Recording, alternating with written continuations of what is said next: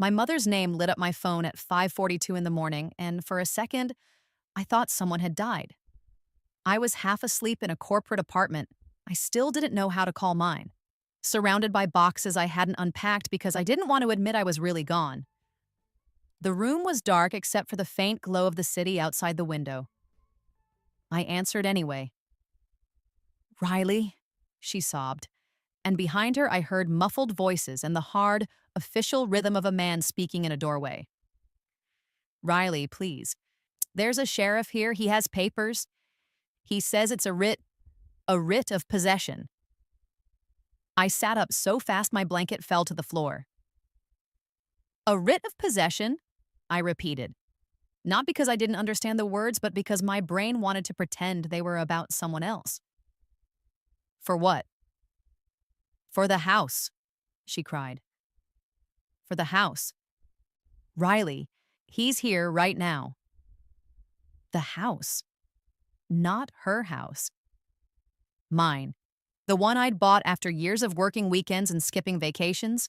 The one I kept in my name even when she called me selfish for not putting family on the deed. The one my sister treated like a prize she'd been cheated out of. I pressed my fingers to my forehead, forcing my voice to stay level. "Where are you?" "At the house," she said, like it was obvious. Like it was normal for her to be at my front door at dawn with law enforcement on the porch. I swallowed once. "Mom, why are you at my house?" A hitch of breath. A pause. Then she said the thing she always said when she wanted to skate past the part where she'd crossed a line. "We were just trying to help," she whispered. "We were just trying to take care of things while you were gone." Gone. And I hadn't been gone on vacation. I'd been gone because she made sure I didn't have a place at Christmas. A month earlier, she'd called to announce it like a proclamation. "The whole family is coming for Christmas," she'd said brightly. "Your sister's coming early. We're doing it big this year." I'd been standing in my office break room staring at a vending machine that never worked right, letting myself believe, just for a second, that maybe this year would be normal. Then her tone changed. Not angry, just decisive. "But you're not welcome," she said. I didn't answer right away. I waited for the part where she explained it was a joke. It wasn't. "This year is about your sister," she added. "Don't ruin it." Ruin it. Like my presence was a spill you couldn't clean up. When I asked what that meant, she sighed like I was exhausting. You make it tense," she said. "You always bring up old things. You always have that look. We want a peaceful Christmas." Peaceful meant obedient. And my sister made sure the message landed. A few minutes after my mother hung up, my phone buzzed. "Don't come. Only special people were invited." I stared at that text for a long time. Not because it hurt in a dramatic way, but because it was so clean. So proud. Like she wanted it in writing. I didn't argue. I didn't beg. I just typed, "Fine." Then I went back to my desk, opened the transfer request I'd kept bookmarked for years, and accepted the out-of-state position I'd always said I wasn't ready for. It wasn't a revenge move. It was survival. Because if your own family can erase you from a holiday without blinking, they can erase you from bigger things too. And I'd told myself the transfer was about work. New market, better pay, fresh start. But the truth was simpler. I wanted distance. And a week after that, while I was still learning the new time zone and the new grocery store layout, my mother was now calling me at dawn saying the sheriff was on my porch. I forced my breathing to stay slow. "Put him on the phone," I said. "I can't," she cried. "He's standing right here. He's saying we have to leave. He's saying he's going to change the locks." "We," I repeated, sharp now. "Who is we?" Another pause. Then, quietly, she said, "Your sister is here." Of course she was. I closed my eyes for a second and pictured Bianca the way I'd last seen her, laughing at my mother's dining table, tapping her nails on her phone screen like she was waiting for me to react, like she wanted a scene. And now she had a sheriff as her audience. I opened my eyes and looked at the blank wall of my corporate apartment, forcing myself to stay in the only place that mattered. Procedure. Mom, I said, listen to me carefully. Don't argue with him. Don't cry at him. Ask him to read you the case caption at the top of the writ. My mother sniffed hard. What? The top line, I said. Plaintiff and defendant. Tell him to read it out loud. She hesitated, like she didn't want to, like she was afraid of what the words would confirm. Then I heard her turn away from the phone, heard the porch air in the background, the subtle change in acoustics that told me she'd opened the door wider. And I heard a man's voice, flat, professional. Ma'am, this is a writ of possession issued by the court, he said. It authorizes me to restore possession to the plaintiff and remove the occupants listed. My mother tried to speak over him. But this is my daughter's. Ma'am, he cut in, not cruel, just firm. If you want information, I can read what the court issued. Yes, I said into the phone, my voice low. Please read the names. There was a brief silence, like the sheriff was looking down at the page. Then he began. The plaintiff is. My mother made a small sound, like a whimper caught in her throat. And I felt it then, cold and certain. If my mother was panicking like this, it wasn't because she was being victimized. It was because she was being identified. I held the phone tighter and kept my voice low, like volume could keep this from spilling into the street. Read the top line, I said. The case caption, exactly as written. My mother's sobbing turned into frantic rustling. I heard paper snap in the cold porch air, then the sheriff's voice again, flat, patient. The case is titled Riley Marlowe versus Elaine Marlowe, Bianca Marlowe, and all occupants, he read. My mother made a sound that wasn't crying anymore. It was pure panic. Across the line, I heard my sister in the background. Sharp, loud, too close to the doorway. Mom, don't say anything, Bianca hissed. Give me the phone. My mother didn't. She couldn't. She was drowning. The sheriff continued steady. This writ authorizes the court to restore possession to the plaintiff, Riley Marlowe. Restore possession. To me. So my mother wasn't panicking because she'd been blindsided. She was panicking because she'd been caught. I swallowed once, keeping my breathing slow. Hey, Sheriff, I said into the phone, can you read the date it was issued and the judge's name? There was a pause as he scanned. Issued yesterday, he said. Judge Harland. Yesterday. Bianca's voice surged again, louder now, playing to whoever was listening on that porch. This is ridiculous, she snapped. She doesn't even live here. She moved. She abandoned it. My mother's voice broke in, pleading. Riley, please, this is a misunderstanding. Stop, I said, not loud, not cruel, just final. Mom, answer one question. Why were you at my house before dawn with your bags packed? Silence. Then my sister's voice, close and furious. Because it's Christmas, you idiot.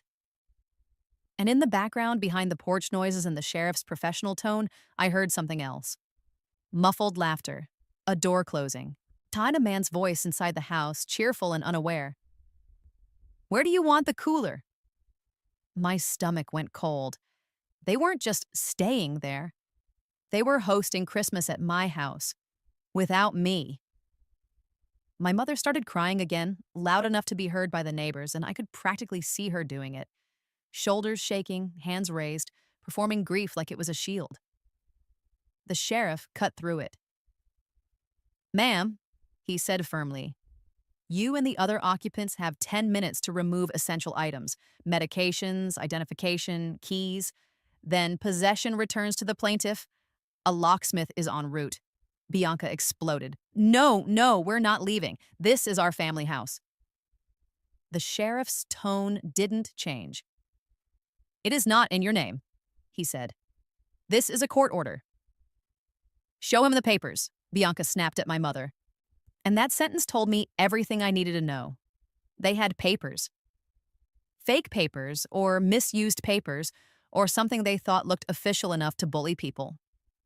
I kept my voice calm and asked the sheriff the next procedural question. Sheriff, I said, Is there a proof of service attached to the writ? Any notice posted? Any date? The sheriff paused, then said, Yes. Proof of service is in the file. Notice was posted and mailed. My mother's crying hitched. Bianca went quiet for half a beat. Because they had seen those notices. They had removed them. They had ignored them. They had lied to everyone, including the family coming over, so they could stage Christmas like the house belonged to them. My mother grabbed the phone again, voice cracking. Riley, I didn't know it would go this far, she whispered. Bianca said it was handled. She said you agreed. I felt my throat tighten, but my voice stayed level. I didn't agree, I said. And you know that. Bianca lunged into the audio too close, too loud. You can't do this to Mom, she snarled. It's Christmas. You're being vindictive. Vindictive. Like I was the one who dumped someone's life on the lawn. Like I was the one who told family they weren't welcome. I didn't argue with her. I don't debate people who feed on attention. I asked the sheriff another question instead. How many people are inside? I said. The sheriff's voice went a fraction tighter. More than just the listed occupants, he said. More than just them. So Bianca had invited an audience. She wanted witnesses for my cruelty. She didn't realize she was about to get witnesses for her removal. My mother sobbed harder. Please, Riley, call it off. I didn't soften. I didn't harden. I stayed procedural. I can't call off a writ, I said quietly. It's a court order. That was true, and it mattered that it was true, because this wasn't me punishing them. This was the system restoring what they took. Bianca snapped, Then get on a plane. Come here, face us. I stared at the wall of my corporate apartment. The moving boxes stacked like silent proof that I had, in fact, left my old life behind. I'm not coming, I said. Bianca let out a sharp laugh. Because you know you're wrong. No, I said, because I know you want a scene. I heard movement, shuffling, a door opening wider, voices inside rising in confusion. Someone asked, What's going on? Another voice, an uncle maybe, said, Is that the sheriff? My mother's crying became frantic whispers. Yeah, just go back inside, everyone. It's fine. The sheriff cut in again. Ma'am, it is not fine. This is a lockout. Please step away from the doorway. Then he spoke into his radio, low. My stomach tightened. Not fear. Anticipation. Because once deputies start calling for backup on a holiday lockout, the performance ends fast. I ended the call without saying goodbye and immediately opened my laptop. I logged into the county's online docket portal, the one my attorney had shown me years ago when I bought the house, and she said, If anyone ever files anything against your property, you don't find out by arguing. You find out here. I typed my address into the case search. It popped up instantly. Unlawful detainer, judgment for plaintiff, writ issued. I clicked the case, and there it was. A stack of filings with dates, scanned proofs, and, most importantly, photos. Photos of a notice taped to my front door, photos of certified mail tracking, and a signed declaration from a process server stating the occupants refused to accept service but were verbally informed of the case. Refused. So my mother didn't not know. She knew and chose denial. I scrolled lower. A name appeared in the plaintiff counsel line. My attorney. That part didn't surprise me because I was the one who hired her the day after I got the special people text. I didn't call to cry. I called to do something clean. I had told her calmly, if they step into my house while I'm gone, I want them out fast, and I want it documented. My attorney's response had been simple. Then we do it right. Notice, filing, hearing. If they ignore it, we get judgment. Then the sheriff does the rest. They ignored it, and now the sheriff was there. My phone buzzed again. A text from my mother. They're filming. Bianca has everyone filming. Of course she did. Bianca wanted a viral clip of my mother being thrown out on Christmas. She didn't realize the only thing that would go viral was the moment a deputy reads a writ in front of a house full of people and says, "You have to leave." I opened my security app because I didn't trust only the sheriff's audio, and the live feed loaded. My front porch, my mother, crying hard, one hand to her mouth. Bianca beside her, jaw clenched, holding her phone up like a weapon. And behind them, through my entryway window, I could see a living room full of people I hadn't been invited to sit with. I watched the sheriff speak. I couldn't hear him through the camera audio, but I didn't need to. I saw the moment he held the paper out. I saw the moment Bianca's face changed, and I saw my mother turn, wide-eyed, like she just realized Christmas wasn't the day she won. It was the day she got removed on record. On my security feed, the porch looked like a stage my sister had dressed on purpose. Bianca stood slightly behind the sheriff's shoulder so her phone camera could catch his uniform and the paper in his hand at the same time. My mother was closer to the door, crying into her sleeve like she wanted the neighborhood to believe she'd been wronged instead of caught. Inside the house, I could see movement through the front window. Holiday sweaters, plastic grocery bags, someone holding a tray like they were about to set it on my table. They'd built a whole Christmas inside my walls, and now they were about to be told it didn't belong to them. The sheriff spoke again. I couldn't hear the words clearly through the live feed, but I watched what matters more than sound: body language. He held the writ out, pointing to lines with the edge of his pen. He wasn't debating. He was reading. Bianca's jaw moved like she was talking fast. Too fast, trying to drown the paper with emotion. My mother leaned in, crying harder because tears are the only currency she knows. Then the sheriff lifted one hand and made a small downward motion. "Stop." My front door opened wider, and the cold morning air rushed in. The sheriff stepped over the threshold like he'd done it 1,000 times. Calm, legal, inevitable. A man in a Santa hat appeared behind him and froze. He looked past the sheriff to my mother, confused. Then he looked at Bianca's phone, recording him. And then he looked at the writ in the sheriff's hand and slowly lowered the tray he was holding because he realized he'd walked into someone else's disaster. I didn't feel satisfaction watching it. I felt something quieter. Validation. My phone buzzed again with a call from Mom, but I didn't answer. I opened my attorney's number instead and called her. She picked up immediately, voice sharp with focus. "Riley." "They're filming," I said. "I know," she replied. "That's why you don't speak to them. Save everything. Let the sheriff do his job."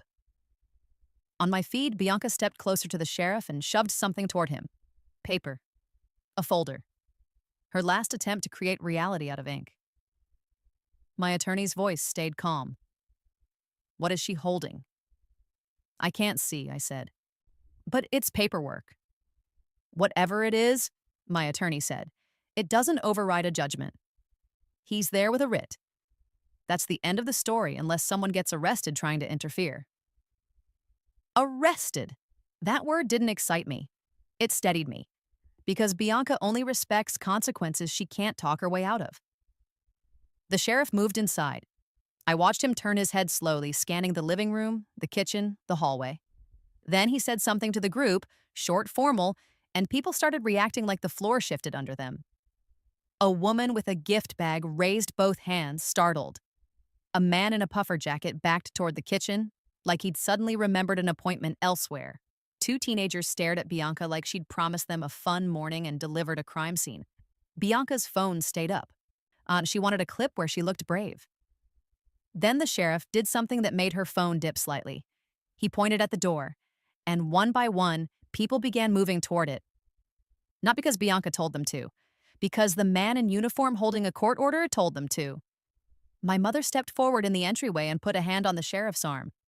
Small, pleading, theatrical.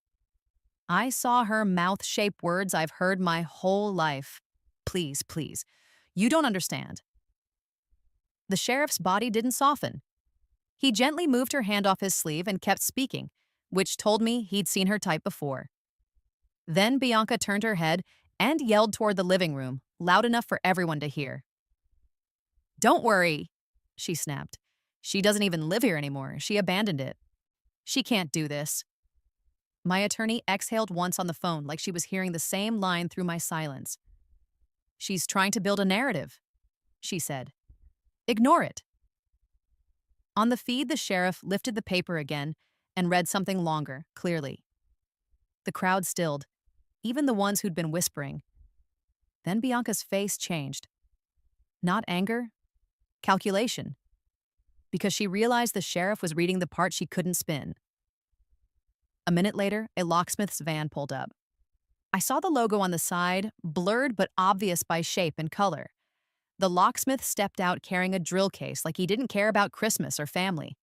Only the lock. My attorney's voice went firm. That's good. Once the locksmith finishes, they're out for real. The sheriff stood at the doorway, speaking to the locksmith. He then gestured toward the lock like a surgeon indicating where to cut. Bianca tried to step in between them, talking fast. The sheriff didn't raise his voice. He simply shifted his stance, blocking her angle, and kept the locksmith moving. That's when I realized Bianca had never dealt with someone who couldn't be bullied by emotion. The drill started. The sound came faintly through my feed, a high, whining buzz that made the moment feel brutally real. The old lock gave in with a jolt. The locksmith replaced it quickly, hands practiced, movement sufficient. The sheriff watched the whole time. Inside the house, people began carrying bags out. Coats, purses, a casserole dish, someone's wrapped present. They moved like they were leaving a party early, except the shame made them avoid looking at the camera. Bianca stayed close to the door, I trying to keep her phone on my mother's face because if she couldn't win legally, she wanted to win socially. Then the sheriff did the one thing that killed Bianca's performance. He stepped aside and spoke directly to the guests, loud enough for the camera to capture clearly. This is not a family dispute, he said. This is a court-ordered possession restoration. Anyone who refuses to leave may be cited or arrested for trespass. Anyone who attempts to re-enter after the lockout will be arrested. Arrested. I watched Bianca swallow. Not because she cared about my mother's tears, because she cared about cuffs. My mother tried one last move, turning toward the camera, crying harder like she was auditioning for sympathy. But the crowd didn't rally around her. They drifted away quietly. Hide because no one wants to be part of someone else's removal. My phone buzzed with a text from Bianca. You're disgusting. I screenshot it and sent it to my attorney without responding. Then another text came in, and this one made my stomach go cold for a different reason. Enjoy this today. Tomorrow, I call your new job. I stared at that message until the words stopped feeling like ink and started feeling like a plan. Because Bianca didn't just want my house, she wanted my life to collapse around it. On the feed, the sheriff taped something to my front door, official notice of the lockout, and the locksmith tested the new deadbolt twice. The sheriff pulled on the handle, confirmed it held, then turned and walked back down the steps. My mother stood at the curb, shaking, mascara streaking. Bianca stood beside her with her phone still up, but her eyes were no longer confident. They were hateful. And as they walked toward my mother's car, Bianca looked straight at my door. My door, like she was memorizing it. Like she was already planning the next attempt. I didn't sit there staring at Bianca's text like it was a curse. I treated it like what it was. Notice. Tomorrow, I call your new job. That wasn't a tantrum. That was an attempt to take away the one thing I'd built that didn't have her fingerprints on it. So I moved before she could. Within 10 minutes, I was on a call with my attorney again. Not to vent. Not to process. Just to place the next piece of paper where it belonged. She threatened to contact my employer, I said. I have it in writing. Screenshot it, my attorney replied. Send it to me with the case number and the sheriff's writ details. Yeah, I'm filing for a protective order and a no-contact order today, and we're forwarding that threat to the court as evidence of harassment and retaliation. I sent the screenshots. Then I opened my work laptop and drafted one email I never thought I'd write. To HR subject line, personal safety/potential malicious report. I kept it short, factual, and almost painfully calm. I explained that I had an ongoing legal matter involving family members unlawfully occupying my property. I attached the publicly filed case caption, the writ of possession, and the sheriff's incident number. I stated plainly that a family member had threatened to contact the company with false allegations, and I was requesting that any such contact be routed to HR Legal and documented. No emotion, no backstory, no sympathy request. Just proof and a request for procedure. HR responded faster than I expected. A manager named Alana Pierce called me directly. "Riley," she said, voice careful, "I'm glad you reached out first. Can you tell me what you're worried they'll claim?" "I don't know yet," I replied. "But she's angry, and she wants leverage. I want the company prepared to document anything that comes in." Alana didn't sound shocked. She sounded experienced. "We record external threat contacts when they target employees," she said. "If someone calls or emails, we'll preserve it. If they claim you're unsafe or unstable, we'll ask for documentation and route it to legal. You did the right thing flagging it early." I didn't thank her with relief. I thanked her with clarity. "If anything comes in," I said, "please don't engage beyond asking for written specifics. I can provide court records." "Understood," she said. "And Riley, if you feel physically at risk, tell us. We can place additional security measures around your access." "I'm not afraid of her showing up here," I said. "I'm afraid of her trying to poison my reputation from a distance." Alana paused. "I hear you," she said. "We won't let someone's phone call become a fact." When we hung up, I forwarded the threat screenshot and HR's confirmation to my attorney, and then did one more thing. I emailed the sheriff's civil unit with the writ number and asked if there had been any attempted re-entry since the lockout, because Bianca didn't strike once. She circled. That night, my security app sent an alert at 1:17 in the morning. Motion detected. Front porch. I was in my corporate apartment 2 states away, sitting straight up in bed before the notification finished loading. The live feed came into focus. My front porch, washed in pale porch light, and Bianca. Hood up again, shoulders tight, moving fast like she didn't want the cameras to catch her face.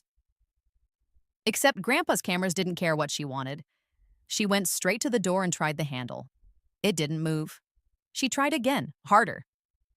Then she stepped back and pulled out something shiny.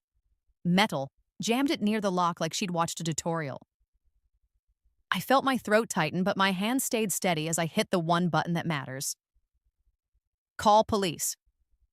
The dispatcher answered, and I gave my address without stumbling because I'd rehearsed this moment in my head the second Bianca threatened my job. "I have an active writ of possession lockout," I said calmly. "The individuals removed are attempting to re-enter. The suspect is on camera at the door right now."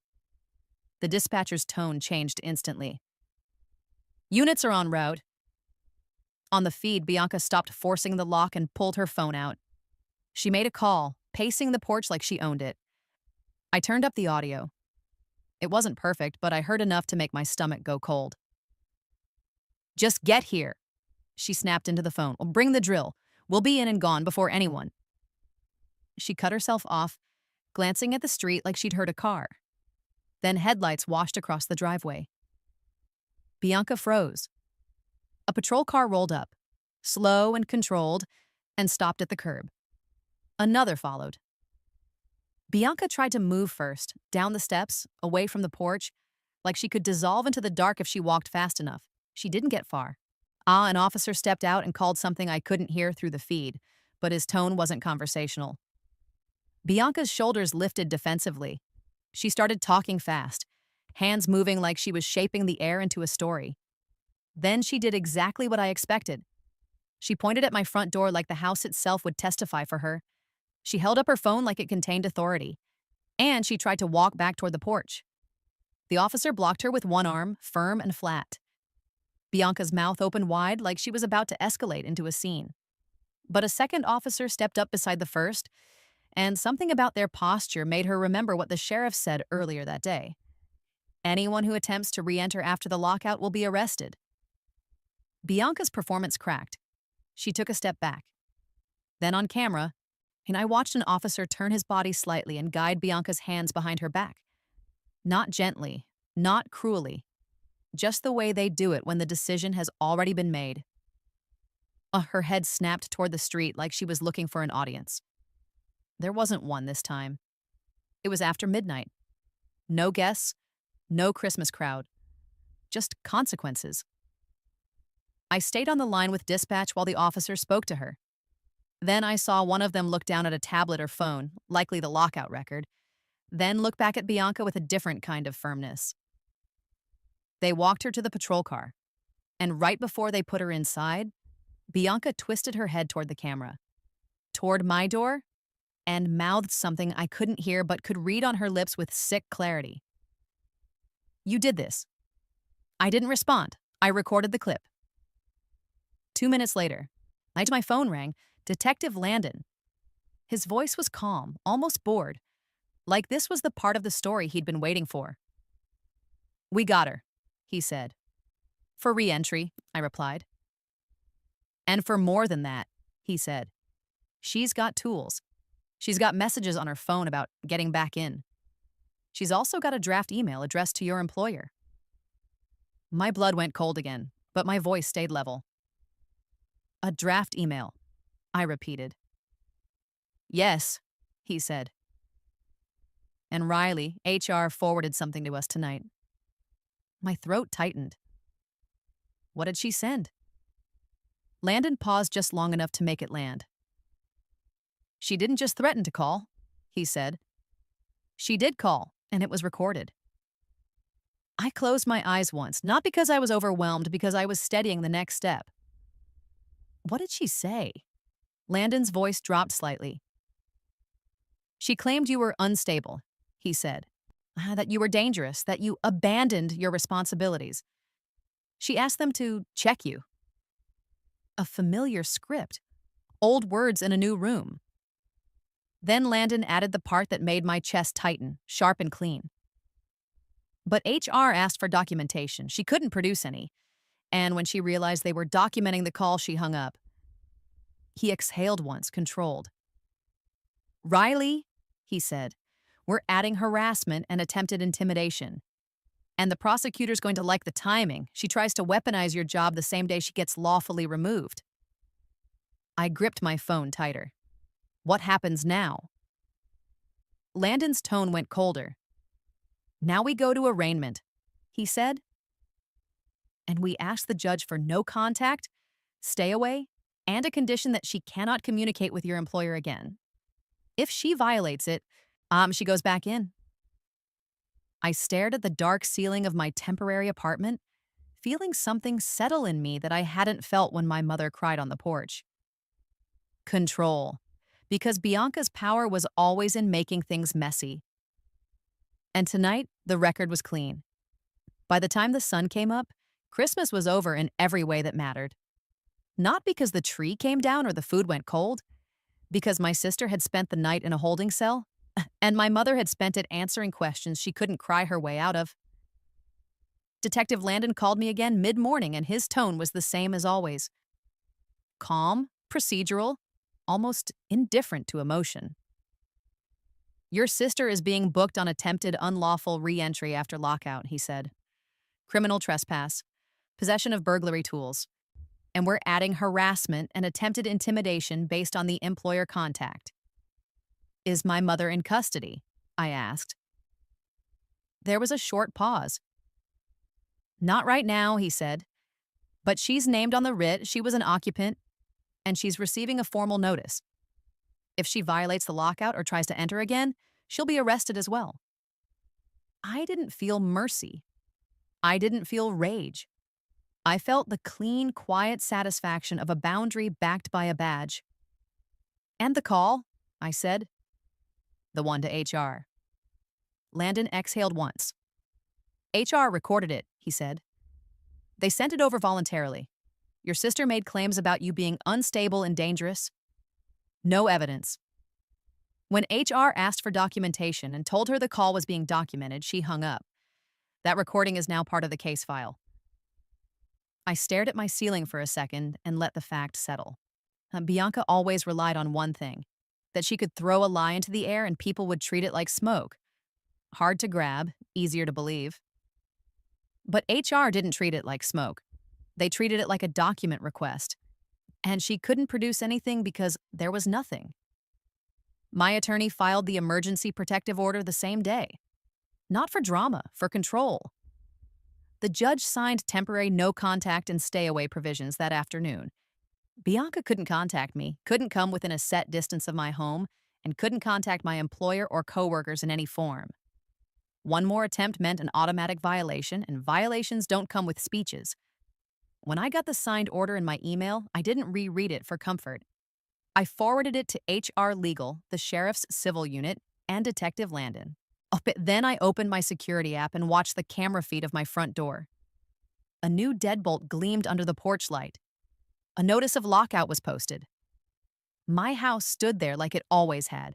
Quiet, solid, mine. Only now the paperwork around it had teeth. The arraignment happened 2 days later. I attended by video with my attorney. Bianca appeared on a screen from a courtroom, hair pulled back too tight, eyes bright with anger she couldn't spend. She looked around like she expected a jury of relatives to step out and save her. No one did. The prosecutor read the charges plainly. The unlawful occupancy, the ignored notices, the lockout, the attempted forced reentry, the tools, the retaliatory contact to my employer, and the texts threatening my job. Then my attorney submitted the exhibits like a surgeon placing instruments on a tray. A screenshot of Bianca's threat, a screenshot of her follow-up, the sheriff's writ, the lockout report number, and HR's written statement confirming the call was recorded and flagged as malicious. When the judge looked at Bianca's attorney and asked, "Do you dispute the authenticity of these?" his answer wasn't confident. He said, "Not at this time, Your Honor." Bianca tried to speak anyway, she always tried, claiming she was only trying to protect Mom, claiming I was abandoning the family, claiming I was punishing them for Christmas.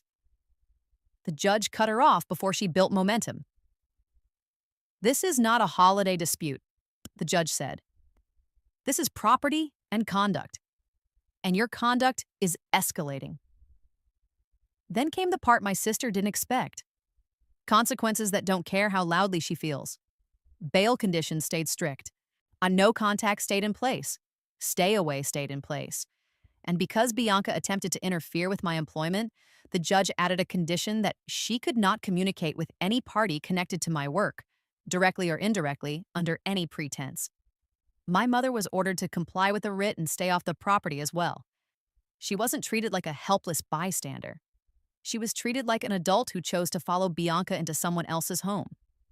And then the prosecutor requested restitution, holdover damages, lock change costs, and legal fees, because unlawful occupancy isn't free just because you call it family. After the hearing, my mother called me from an unknown number. I didn't answer. She left a voicemail anyway, voice trembling like she wanted sympathy more than accountability. "Riley," she whispered, "I never meant for this. Bianca said you agreed. She said you were being dramatic. Please, it's Christmas." I saved it and forwarded it to my attorney without responding, because the only thing my mother never meant was getting caught. My sister tried to keep fighting for another week. Motions, complaints, angry messages through third parties, until the court warned her attorney that the next indirect contact would be treated as a willful violation. That warning worked better than any family lecture ever did. The case ended the way most real cases end. Not with a perfect apology, but with a record that can't be argued with. Bianca took a plea that included jail time, probation, and a court-ordered no-contact term that outlasted her anger. She was ordered to pay restitution for the lockout costs, the damage, and the legal fees. She also lost the privilege of pretending she was just emotional, because now she had a criminal record tied to harassment, attempted unlawful entry, and retaliation. My mother wasn't spared either. She accepted a plea on trespass and unlawful occupancy with probation and a formal trespass notice. If she set foot on my property again, it would be an immediate arrest, not a conversation. And my job? HR never asked me to explain myself. They never treated me like a risk. They treated me like an employee being targeted.